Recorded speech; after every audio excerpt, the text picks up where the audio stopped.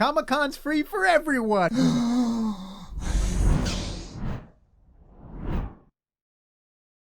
Hey everyone, welcome back to AsArt. Nick and John post 3 videos a week. Go and check out AsArt.space for the audio and video links. Click subscribe if you're on YouTube so you can be notified. Nick, Comic-Con. Have you ever been to Comic-Con before? Dude, I have a professional pass, so I've been going for the past 7 years straight. Wow. Not I'm this so year, bummed. but online this time. Yeah. I love going. When I go to meet other friends in the industry. I don't really go too much for panels because the lines are like crazy long now. It's not even worth waiting all night. I'll maybe go to get like a cool Star Wars collectible toy or Nickelodeon. Here, this is right here. This is one of my collectibles right here. Look at this.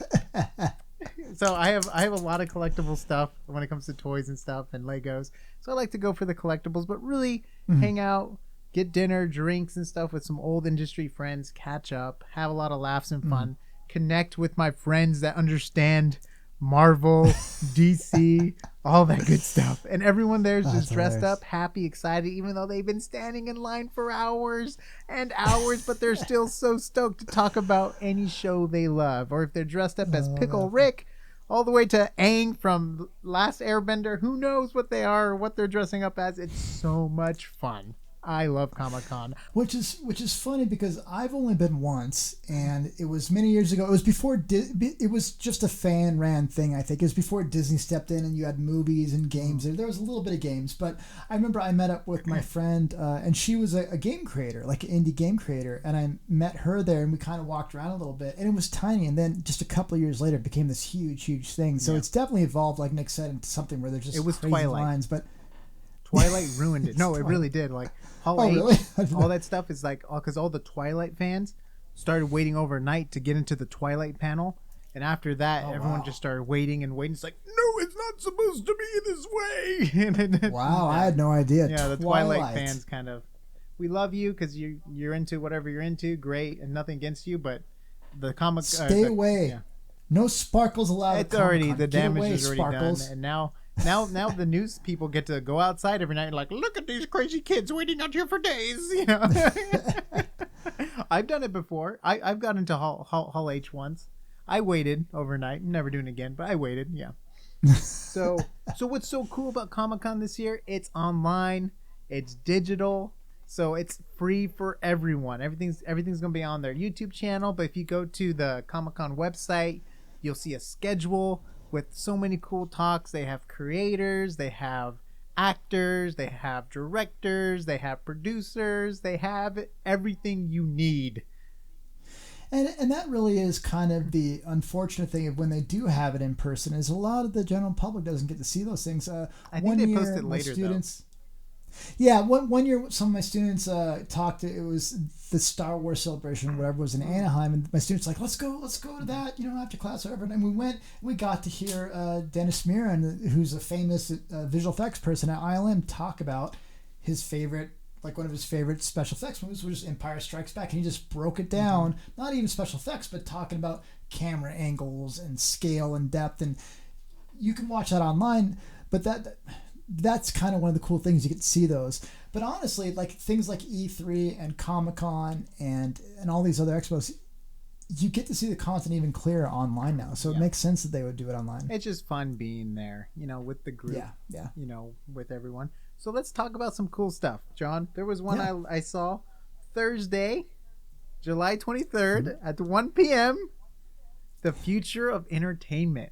I thought that's so interesting because I'm so curious where it's going to go with technology. Yeah. Now with COVID, I mean, we're going to be talking about the Christopher Nolan movie in one of our next videos. So subscribe so you guys can get it. We're going to be talking about all that good stuff. But like, I'm so curious what creators and people actually like the heads and stuff are planning on doing because they have to do something, right? Because this is how they make billions, and if they're not making billions, it's like, what's the point of having movies to them, So. Well, it's very interesting because it's been kind of going this way for a while, and we'll cover this in another video more in depth, but right now at least we're still getting some trickling releases being released online, like on Netflix or Amazon or whatever, but that's things that were already in queue that had theatrical releases planned. Now it's like, okay, you're going to run out of those, and not only are people not going to be working in the industry, but you're not going to be getting new content. So it's going to be very interesting. But we will have content here. Subscribe. We post 3 videos a week. If you're looking for content, we got it. Yeah, we got deepfakes. We got visual effects breakdowns. We got John's face. It's amazing. All right, let's jump to Friday. I feel like we just got a mid-video advertisement. Friday. Okay, I'm a huge Avatar Last Airbender fan. Animation all the way. Love Korra too.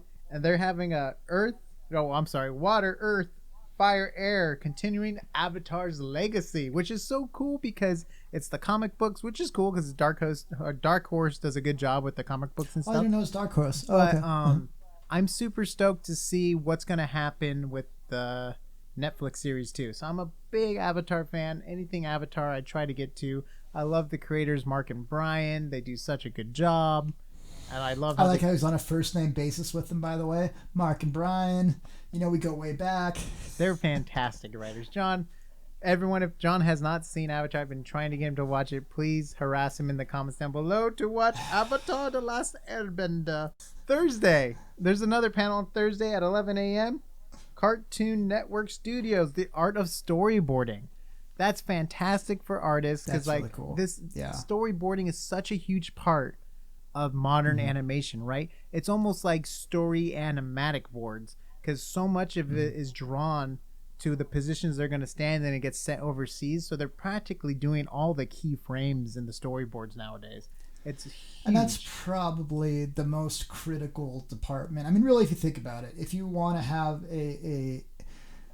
I don't know, Nick, if there's times where you're ever shooting video, but if you need to get certain angles and you just think you're just going to run and gun and get them, a lot of times you don't get the footage you want, or you don't get it as good as you want. But if you sit down and storyboard it, you might think it takes you more time, but it saves you so much time. And storyboarding, whether it's an animated film, you think, you can just re-render on the computer as much as you want. But when you have to wait for those, hour-long frames and things like that, storyboarding's huge so important. Yes, for everything. So important. Everything, wait, those are secret ideas for future projects. Uh-oh. All right. Let's go to one of my favorite shows, Bob's Burgers. Are you fans of Bob's Burgers? Oh, right. Friday, they're doing a panel. I always enjoy Bob's Burgers. I love the writers and the actors and stuff, or the voice actors there. Always so entertaining to hear what they have to say. And I thought this one was kind of cool. From Wakanda to Mumbai, the writing of the next generations of heroes. I think that's really cool because they're really expanding the because I think they're doing Namor the Submariner, and they're kind of expanding the culture of the superheroes too, like that would have never made it to film right away, but because the Marvel universe is doing so well, they can kind of try other ideas and stuff. So I'm super stoked for new superhero ideas. We've seen Spider-Man, we've seen Superman and all those. I want to see the characters I've really never seen before in film.